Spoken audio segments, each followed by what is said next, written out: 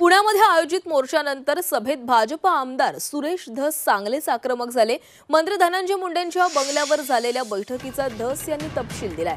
तसंच संतोष देशमुख हत्येतील दोषींना फाशीची मागणीही केली आहे। काल पुण्यामध्ये जनआक्रोश मोर्चा काढण्यात आलेला होता आणि या मोर्चामध्ये सुरेश धस हे आक्रमक झाल्याचं पाहायला मिळालं। मंत्री धनंजय मुंडेंच्या बंगल्यावर झालेल्या बैठकीची धस यांनी तपशील दिलेला आहे। तर संतोष देशमुख हत्येतील दोषींना फाशीची शिक्षा द्या अशी मागणी देखील त्यांनी या मोर्चादरम्यान केली आहे।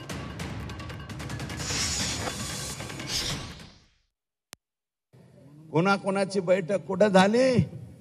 धनंजय मुंडे यांच्या सरकारी बंगल्यावर।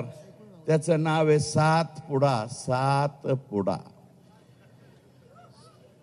या बंगल्यावर आवाजा कंपनीचे अल्ताफ तांबोळी प्लस शुक्ला व इतर अधिकारी वाल्मिक आणि बिक्कड यांची बैठक झाली। बैठकीमध्ये डील 3 कोटीला फायनल झाली। कितीला? आका क्या बोले? 3 करोड़ लके दो।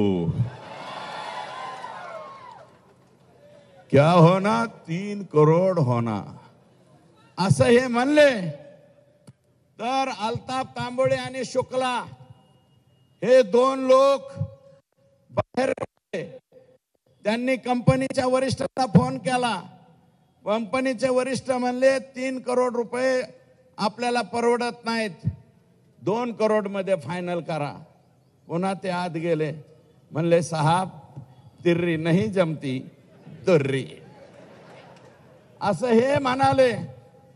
आणि तिथून जाताना मग असं म्हणले की आताच नाही ठरवू, पुढे ठरवू। पण एक काम करा, इलेक्शनच्या कालावधीत काहीतरी रक्कम पोहोच करा। इलेक्शनच्या काळात यांनी 50 लाख रुपये ऑलरेडी आका आणि बडे आका यांना दिलेले आहे। मग ते आकाच्या हातात घेतले का बडे आकाने घेतले मला माहिती नाही। ए अजित दादा तुझ्या पाया पडतो, तुझं काय अडकलं रे ह्यांच्यापाशी? काय अडकलंय?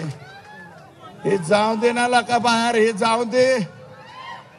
अरे बाबा, हे सातपुडा सरकारी बंगल्यावर जर बैठका घेत असतील आणि ही बैठक जर चुकीची निघाली, मी चॅलेंज देतो, राजकारण सोडून देईल।